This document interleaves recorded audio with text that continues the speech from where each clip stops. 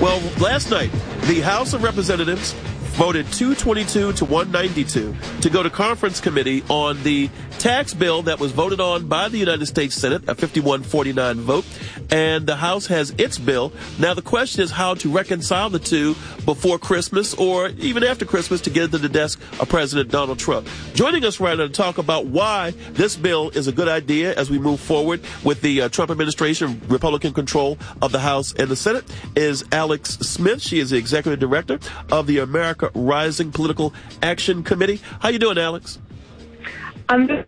How are you, C4? I'm doing great. I wanted to bring you on board because I really wanted you to talk about why, at least from what you know, and we're all kind of figuring out now after the Saturday 2 a.m. vote, so to speak, kind of what the Senate bill does, what the House bill does, how to reconcile the two. Why is this good policy moving forward, Alex? Well, I think that generally speaking, why it's good policy is that we're taking money out of Washington and we're putting it in the pockets of hardworking Americans who desperately need relief, I think, after the last decade or so of sort of middling economic growth. And so, there are differences between the Senate and the House bill, but they generally are working together to achieve a common purpose, which is lower rates for individuals, money in their pockets, and also lower corporate rates so that we can make our country more competitive again.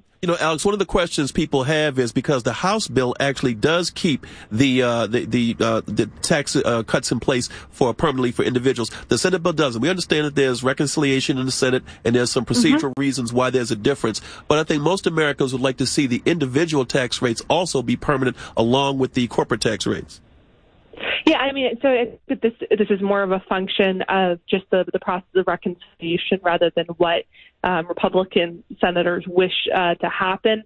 I think we would all like to see more permanent relief for individuals, but as you mentioned, because they're using the process of reconciliation to pass this bill, there are certain budgetary restrictions on what they can and can't do. So this helps keep it in line on the Senate side with where they need to be in order to use this process. Alex Smith is on board with us. She's executive director of American Rising Political Action Committee. So, Alex, how important is it, particularly now the president has had regulatory reform moving forward and a few other things and actually got a victory yesterday with the travel ban, but how important is it to get a legislative victory like this, Alex? I think it's critical. In 2016, the American people really sent a message to Washington that they were tired of the status quo. They were tired of the gridlock, the infighting with both Republicans and Democrats. I think it was sort of a wake-up call for everyone. And I think that, this president ran on big change. He ran as a deal maker. And I think that he's understandably frustrated that Congress has proven to be such a thorny organization to get some of these bigger reforms through. But I do see differences between the tax bill and the health care debate that we saw earlier in the year. I think that the tax, this process has been a lot more organized. I think that there's a lot, there's been a great desire on both sides to really see this done over the last couple of years, since we haven't had reform since before I was born. So there's a lot of pent up energy, if you will. And, I think that the American people are just looking for an accomplishment from Washington that's going to benefit them. See, my producer needs to hear this. Professor Alex just made me old because as a state legislator, I can remember the tax reforms. That's okay. That's all right, Alex. But let me ask. But let me ask you this, though, Alex. As it relates, though, to Democrats, for 8 years while President Obama was in office, Democrats called the Republicans the party of no. There's literally been nothing that President Trump or the Republican House and Senate can do to get Democrat support. How interesting, how ironic it is that they have now become the absolute party of no. Well, and I really think it works to their disadvantage, because what you have to remember is that in 2018, the Democrats face an increasingly hostile map in terms of how they're going to be able to keep seats or even gain seats. We have Democratic senators up for re-election in 10 states that President Trump won in 2016. 5 of those states he won by double digits. And like I said, in 2016, I think that the message whether you were a Republican or a Democrat, was that people wanted change. Mm-hmm. They wanted something different.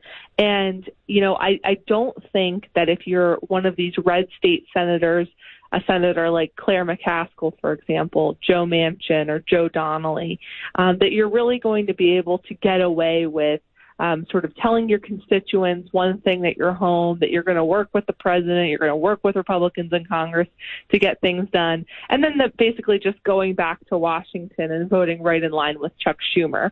The fact that I think the Democrats sort of put on this big show of going to the White House and participating in conference calls on this issue only to vote in partisan lockstep, I think it really reveals what their true intentions are.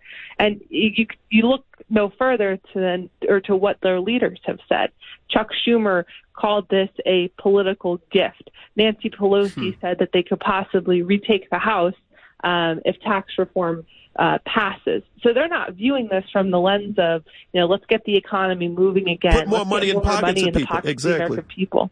Exactly. But and the point that you raised there, to me, is very important. Alex Smith, who joins us from America Rising, is that they're basically running on an anti-Trump, a no agenda, and that doesn't win. That's not what wins. Oh, I don't think so at all. I think that, look, Republicans learned this way for many years, that we couldn't just be the party of no, that we needed to offer something different. And so, in 2016, when that something different took the form of Donald Trump, obviously things sort of turned out differently for the party.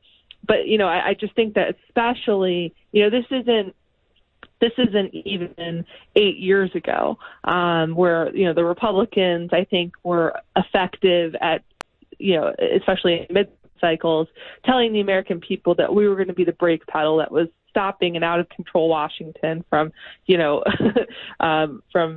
passing bills before we read them and really trying to transform enormous parts of the economy. I think that in this case, people wanted radical change in 2016. They wanted something different, and Democrats happen to be on the other side of that right now. So they really just can't continue down this path, in my opinion. There is real anger out there, raw anger with Americans, and it's, I just don't see them giving the Democrats a pass simply because they're Democrats. Well, Alex Smith, we really appreciate you joining us. Once again, she's Executive Director of American Rising Political Action Committee, and hope we can reach out to you again, Alex. Thanks for the time. Thank you so much. I appreciate it. Stay